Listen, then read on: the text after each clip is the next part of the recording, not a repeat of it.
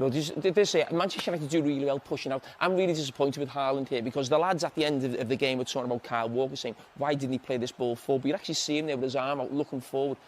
He's out the game, completely out the game. He should be here. He should have pushed out with Manchester United. You've only got Bernardo Silva, who's actually trying to make a run in behind. But he then makes the pass to Núñez. I mean, we know what happens. He's made a mistake.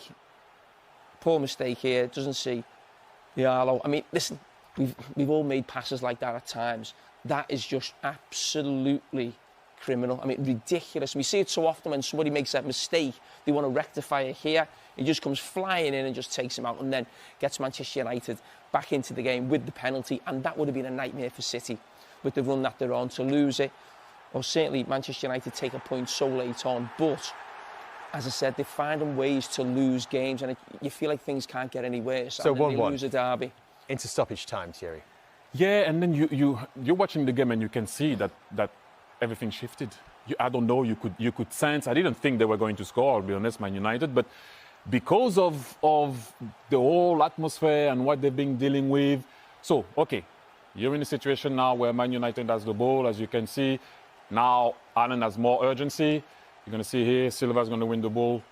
Ball's going to go in the air. He's coming back in an onside position, like Jamie said. Ugarte plays the ball now. And now, look, when that ball arrives here, you have to shift as a team. And if you pose in and around here, this is exactly where Allen should be. He should be on the left shoulder of Maguire, not on his right shoulder, because he needs to have an impact on this defender side of the ball. And if you don't believe me, believe Foden.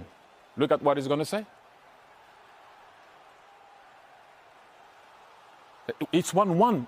It's money time. You got to come back with your team. You can't look at your team defend.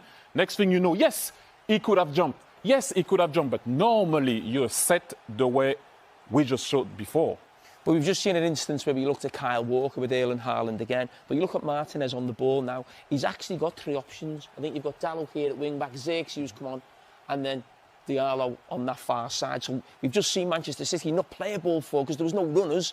Manchester United late in the game have three runners. I mean, this is just out of this world from this young lad, Thierry. What he did, and we were talking about it, is first and foremost his run. I know you wanted to talk about the run. It was actually, I mean, you know better than me. He started the run early. It was actually... If he carries on, if he looks at the ball, he will never get it. At one point, you will see. He looks at the ball, but he will stop looking at it. He's going to look at where the ball is going to bounce. Look, he's not looking at it anymore. He's looking at where the ball is going to bounce. That's the only way he can get it. He can't get it. He knows he will get it only after the bounce. So he doesn't look at it anymore. He looks at where is it going to bounce. Instead of looking at it, he would have lost it. Did you ever get your foot in that position, Jamie? I mean, Thierry, he's actually... he's in mid-air there. Yeah, his foot is actually in mid-air. To control that at the tip of the boot when he's actually in mid-air, what you've just said there about watching that, I mean, this is one of the best pieces of skill you'll probably see, certainly this season, to make the run, follow the ball, what you're talking about, the eye movement to the bounce, and then control the ball there round the goalkeeper. The thought process sensational. of it is great. But still, it's not a given from this point. No. And Jamie, you've been in this situation, charging towards your own goal. Thierry, this just eye contact, just that stillness of just waiting for the ball to come down, the pressure moment, last minute of a derby game. Absolutely. And Gvardiol, Jamie? I mean, letting the ball go, because he could have tackled that with the outside of his left foot. He lets the ball go to try to back it with his right foot. But Núñez also, if you go at the beginning of the clip of that angle, you see that Gvardiol is behind him. If Núñez did break his neck, he saved that. Brilliant goal, wonderful stuff. A great goal on the attacking point of view. Going off and just try and keep himself in an onside position and that. But it's only just. Only just, but I think he needs to come just a little bit more and then go. Because, listen, he's so quick, he'll get there anyway. In terms of the finish, I think he makes the right decision. Yeah, you think he does? Yeah, I think he does. Because I think Edison, he's leaning a little bit there. It's just the execution, to be honest, but I think he makes the right decision. Yeah. Well, that was in the first half, and then, you know, at the start of the second half, I thought, right, the manager's got them, and he's seen how high Manchester City's defensive line is going to be. They're going to do the runners, they're going to make runs over the top, and then they're going to play them in all the time. And this was the very start of the second half. And just keep your eye on Højlund here. And, you know, we're also talking about the space over the top, Jermaine. Yeah. Once the ball comes into Kobbie Mainoo in this position, I think that's got to be touch. I mean, you look at Højlund there. Yeah. I don't know if you want to show the space he could run into. Yeah, but for me, I just think that's what you want. As a centre forward, that's what you want.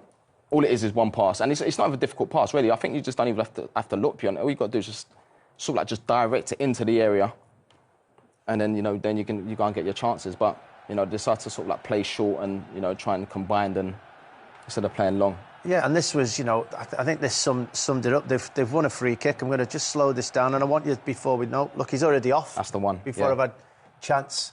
This guy, Amad Diallo, made run after run after run. Yeah. Positive, in behind.